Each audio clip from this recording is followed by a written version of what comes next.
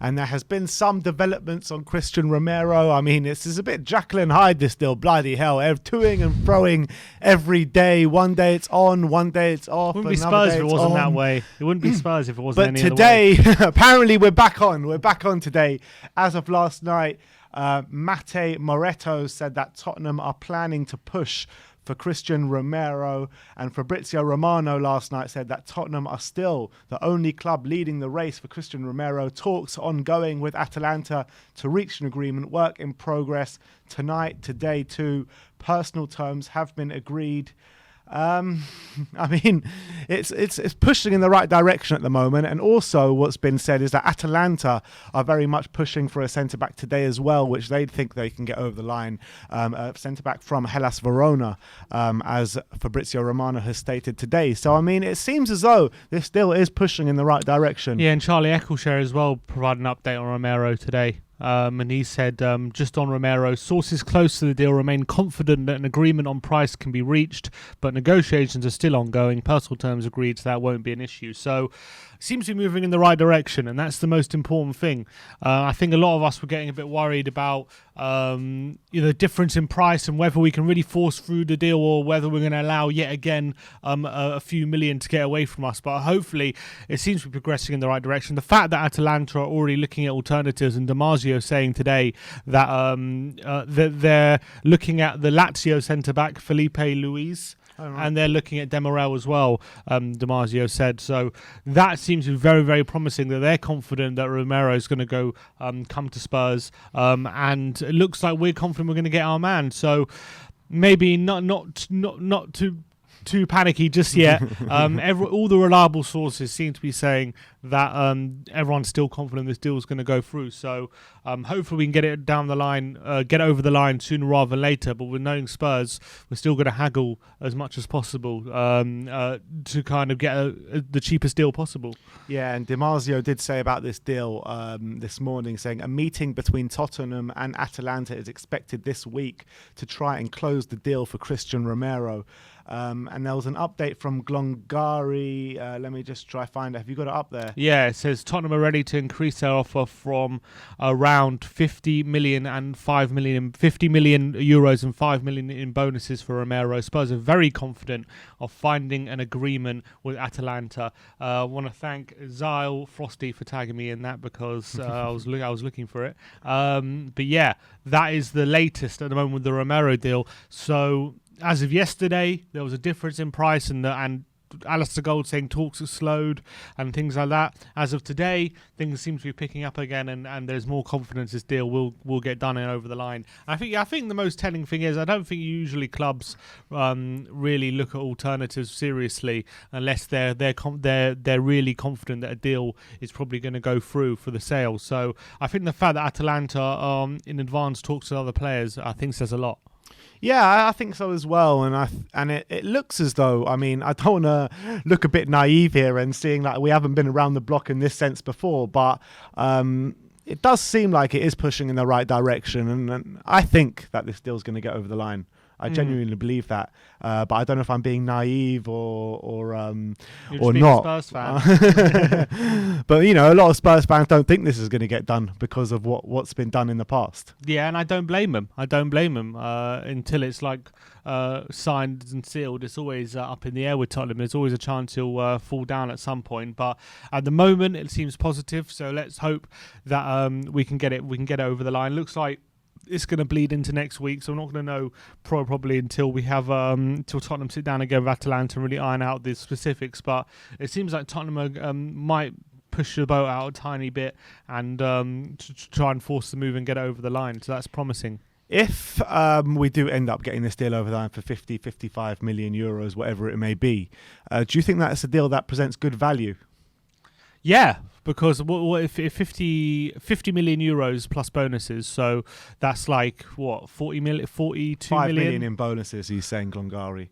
Yeah, so that's like It depends what the bonuses are, to be honest. You know, if Tottenham win the league, he gets a bonus. You know what I mean? It doesn't make a difference. But I think it is good value, because if that's like £45 million around for a player who's 23 years of age, who just got Player of the Year and Defender of the Year in Serie A, I think that does represent good value for money, especially when I know, like, obviously, United got Varane for a similar price, but he's got 1 year left on his contract. You got to think of other centre-backs who've gone for a lot more money than that. So I think in this deal, in this day and age, I think it's a good price. I think it's a good price for a good player, and that's what we got to pay.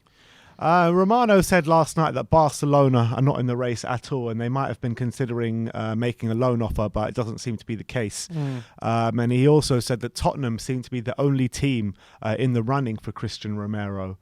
Does that worry you at all, or is that just good news for you? Well, that Barcelona are not in for him. Or that no other clubs are looking at him? Why would that worry me? Well, that no one else is seeming that that the deal maybe represents good value. I mean, there are teams looking for centre-backs right now, but I'm just saying, does it worry you that no one else is actually looking at him? No, I don't think it worries me. I just think that I'm sure that other clubs interested, but I think at the moment we've stolen a march on them, and we've already got personal terms agreed, which is a big point. And we've already spoken to him. We clearly showed him that we really desperate for him to come to the club. So no, it doesn't worry me. I think he's a good player, and I think he's going to be a great signing for Spurs if we get him over the line. So just because. First of all, it's difficult for a lot of clubs right now to be spending that kind of money, and you think, like, say, why aren't City in for him? Well, they've had a very good defence last season. There's Stones and Diaz and Laporte. They don't need to spend 45 million on someone like Romero. Chelsea are going to get Koundé, like Man United are getting Varane. So there's not many clubs right now who can afford to spend that money. So out of the clubs, I think we're a decent option. So. And it doesn't bother me. And also, Liverpool got Konate. So I think in the Premier League anyway, all the clubs above us already sealed a centre-back. So Virgil van Dijk and Joe Gomez made their return last night. See Van Dijk getting completely spun. Yeah, he got turned hard by Jovetic, proper hard. So yeah, look, I think he's come back from a very, very serious injury, so it'll take him a bit of time, won't he? Of course, but just people just like to clown on anything. Of course these they days, do, don't they? Of course they do. They want Van Dijk to come back and be awful again, or not again, but be awful. That's what rival clubs want. So they're always going to make fun of that kind of situation. If Romero does come through the door, where do you think, as it stands with Romero and this current centre-back options, where do our centre-back options rank within the top six? Still not up to it. Still not up to it, isn't it? Because Varane and Maguire are up there, Konate and Van Dijk are up there, and Gomez, and then you got Diaz and Stones and Laporte. And you got, and also Liverpool got Konate as well through the door. Chelsea have got Thiago Silva, Rudiger. They're going to get Koundé. So I think, and Christensen had a great Euros as well. So I think at the moment, just if we have Romero, that means at the moment we've got Romero, Rodon, Sanchez, Dyer.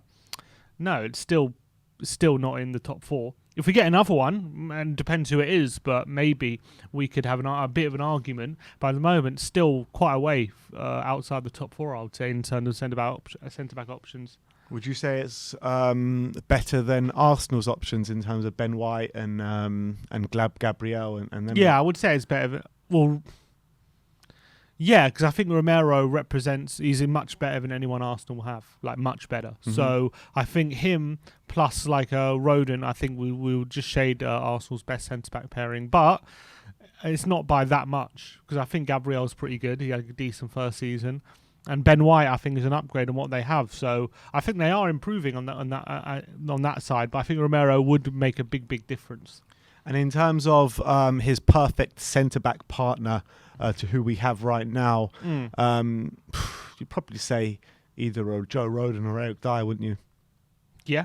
I mean, we'll go on to that the story after about what Elkashire was saying about players who might look to leave, but it has to be because there's not many options, only them two or Sanchez. So I think I would say Romero would be best partner, probably a Joe Rodon, just because Rodon is, I feel like, he's very aggressive inside the box. He's a very good inside the box defender in that sense.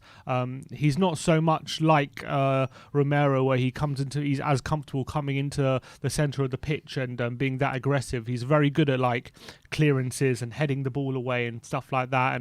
And when crosses come across the face of goal, he's very good at cutting those things out. Whereas Romero's strengths are very much being aggressive, pressing very, very aggressively, making sure that a striker can't turn and that kind of stuff. So I think Romero and Rodon can actually strike up a decent partnership in that sense. Is it a bit too inexperienced for you? Probably, yeah.